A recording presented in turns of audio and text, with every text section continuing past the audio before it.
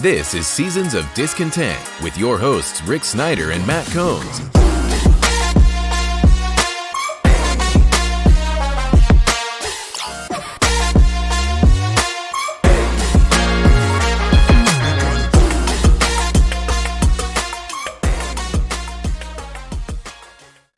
Welcome to Seasons of Discontent, Season 9, Episode 16, brought to you by Rick Snyder's Washington across social media. And I'm Rick Snyder. I'm Matt.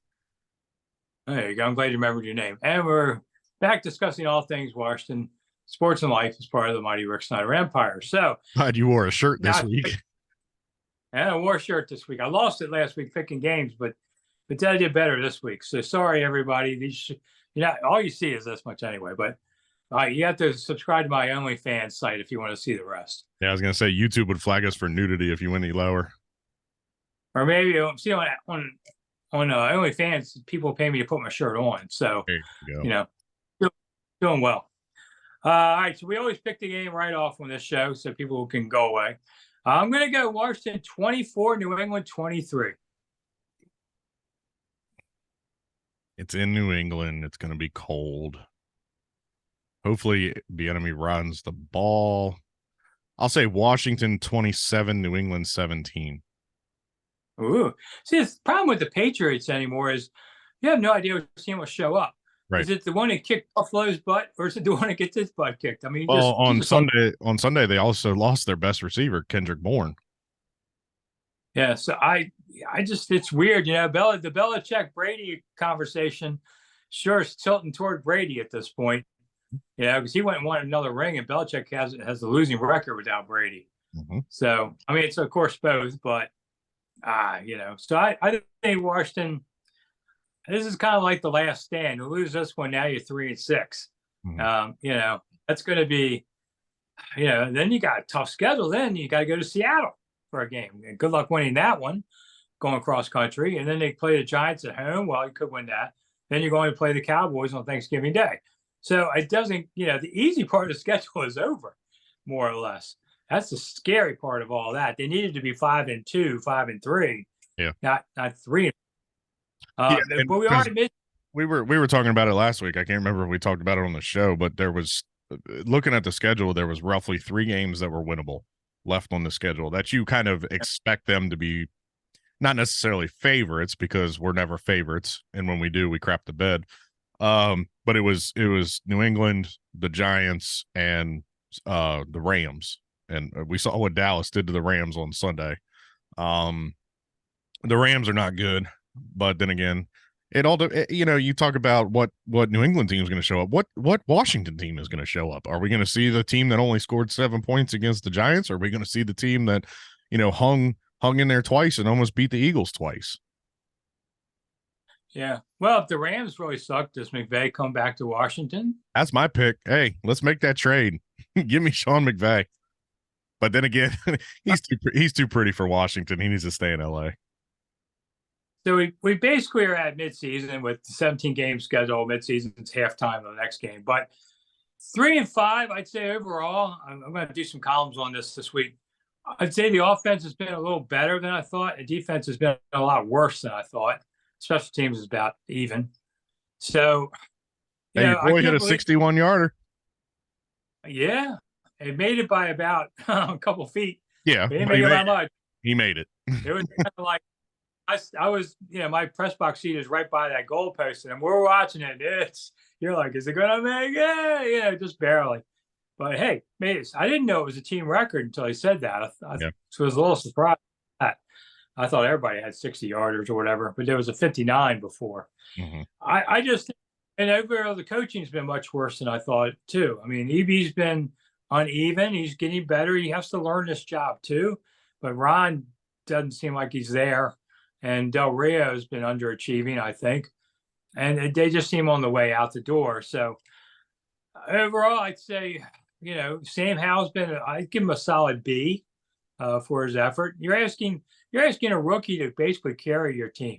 Mm-hmm. I mean, that's the sad part. He's basically a rookie, and you're starting to make him throw 50 times a game. You can't do that. Yeah. So he's done the best he could. I think the receivers have done decent. Tight ends have been decent. The line's been bad. D-line, it just surprises me the D-line isn't better. I just don't understand it with these guys. Yeah. Even Allen and Payne have not had particularly good years. No. I think Allen and Payne have been okay. Payne's been At the end. Payne's been the best defensive lineman we've seen all season.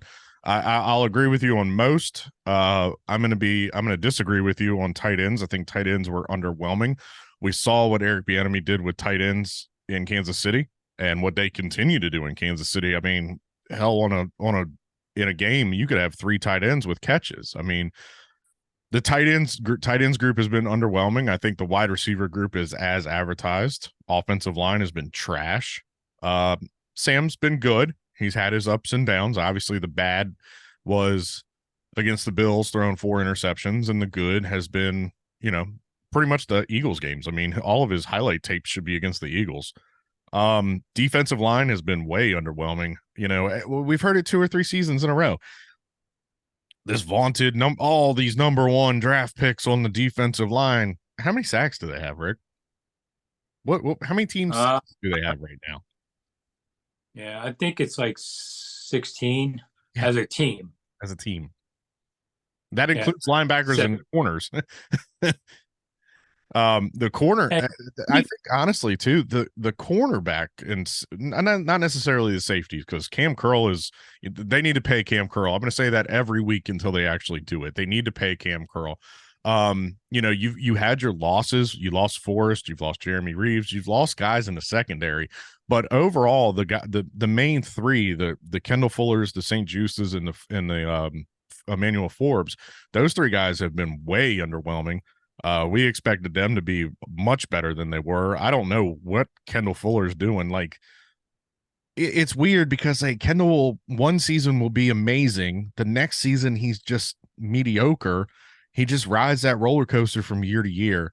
For as big as St. Just is, he should not be getting beat as bad as he does sometimes. And, Forbes, we were promised this ball hawking nickel safety or corner.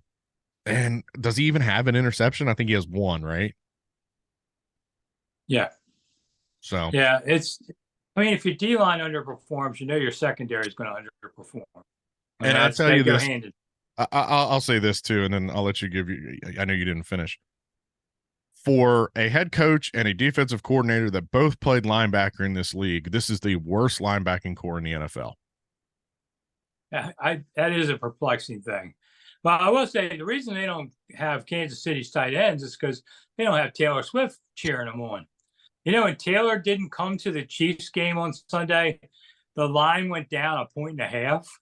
Now, what in the world was that? They threw a stat on the TV that Kelsey averages like 108 yards when she's in attendance. He averages 48 yards when she's not. It's so mind-blowing to see this kind of thing. I know. I'm not trying to get on Swifty mania or Kelsey mania, but it's just funny to me, man. It's the funny little stats that come out from that. If he does her wrong, she's going to sing a song about him, and every woman in America is going to hate him. So you're playing with fire there, boy. That's all I'll say. But if you lock it up, you are set for life, brother. Well, they said the report was he was going to go to some of her concerts. I guess even during bye week, and everybody lost their mind. I'm like, it's bye week. You go do what you want to do. I mean, there was a Jets quarterback that was on the beach with his girlfriend during bye week. You got 12 free days for the only time in 6 months. If you want to go to the beach, go ahead. Yeah, I'd rather you be doing. I remember the big deal. I remember when Romo was dating Jessica Simpson. Him and the tight end. The 4 of them all went on vacation during bye week, and everybody lost their mind. It's the players' off week. They're allowed to go do whatever they want. They don't have to always keep their nose to the damn playbook. Yeah, nobody else goes 6. Well, I do, but most people don't go 6 months without vacation. So let them go rest. Let them rest their tired bodies. And Washington's bye comes really late again this year. I think it's December 10th. And I like it just because then I can do some Christmas stuff. But that's a long ways into the season. If a 17-game season, I think they have 4 or 5 afterwards. I think it's 4. Yeah, I mean, they'll see the bye last week lines up. 5. We talked about it last week with the coaching change, the potential coaching change. If you wanted to, the bye week lines up to where when they come back, they have 4 games remaining. So if you wanted to give somebody a shot, if you wanted to get a head start on trying to reorganize your team, you could do it then. All right, so we'll switch topics. Are the Capitals any good? 3 straight wins. I don't know anything about hockey, so what do you think? I'm going to say this. Obviously, my favorite team is the Pittsburgh Penguins. I'm going to say that both the Penguins and Capitals are not good. It's just, I mean, it's hockey. You're up and down. I mean, don't expect the Caps to do anything. Honestly, the Capitals are just waiting for Ovi to break that record. And, the management in Pittsburgh was not afraid to have Crosby, Malkin, and Letang in other jerseys. So we're just kind of in a holding pattern with both teams. So then I watched the Maryland Terps after their 5-0 start, have now lost 3 straight. Okay, you can lose to Ohio State. I get that one. But, when you lose to Northwestern and you had a lead, what is going on there? They got to win 6. They need one more win out of a handful of games to go to a bowl and go to the tight. If you're not going to a main bowl playoffs, the rest of them are tighty bowls. So it doesn't matter. You want to talk about a team that should be 7-1? It's Maryland. There's no reason they lost to Illinois, and there ain't no damn reason they lost to Northwestern. And they were beating Ohio State at one point. This is, I like Loxley, but man, I just don't understand what's going on up there in College Park. Yeah, I mean, it's never been a football school anyway. I like Loxley. I think he's done some good things. But like Ron, you got to get to the finish line with these things, and just hasn't. And before we go, there's the Breeders' Cup is this weekend, Friday and Saturday. I have a lot of horse racing followers because I used to cover horses all the time. So I'll just say when people start hitting me, what's your pick? I'll have my picks up Friday and Saturday on Twitter, Rick Snyder's Washington. And if you win, I get 10% of the win money and none of the grief. Of course, Saturday is picking the pros, beating the books. And I had a winning record this past weekend, so no shirt off this week. But we'll see. Hey, and that's what it takes to pick winners. I guess we could do that too. I don't know. I get some interesting direct messages. I'll say that. I bet you people do. want to be my friend. Some young people want to be my friends sometimes. Send pictures, just kind of tell me their interest. Yeah, I'm telling you. And it's like, okay, you have a problem.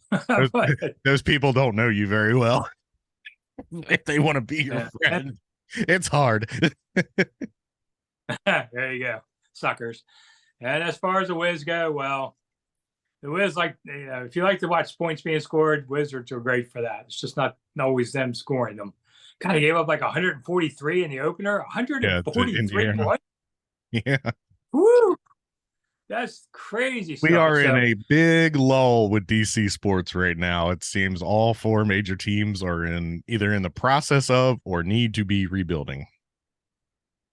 Yeah, that's why retirement's looking better and better, to say the least. Hey, we just need Washington. Hey, look, Dan's gone, so that should give you at least 1 or 2 more years. Let him win a Super Bowl, and then you could be like Jerome Bettis and ride out into the sunset. Well, I was hoping the weather would be good in early February for the Super Bowl parade, but it's looking less likely. So, If this team won a Super Bowl, it would snow a foot that day. How's that? I don't know if it was the last Super Bowl. I think it was the 87 when it rained really cold. It was a cold rain in late January, and it was on the parade. And back then, they used to have them in a bus, and they just drive by and wave their arm out the window. It was nothing to see. Unlike the Caps and the Nats, which had great weather and had great parades. So I don't know. That's overrated, but whatever. I'm almost putting in a quick plug before we go. My presidential pours book on all of the presidents and what they drank, alcohol-wise, should be out for after Thanksgiving, Christmas, somewhere in there. And it'd be a great Christmas present, and I'll tell you later how to get it. But just think about it. So that way Matt can have a Merry Christmas. Yeah. All right. You can see he's really enthusiastic about this. All right. So I'm Rick Snyder. As long as I get a free copy, I'll be really excited. I love free stuff. No signed copies, but I'll give you one of the second one. All right. I'll give you one of the return. It's all close right. enough. So until next week. All right. See you. Bye. Thanks for listening to Seasons of Discontent with your hosts, Rick Snyder and Matt Combs.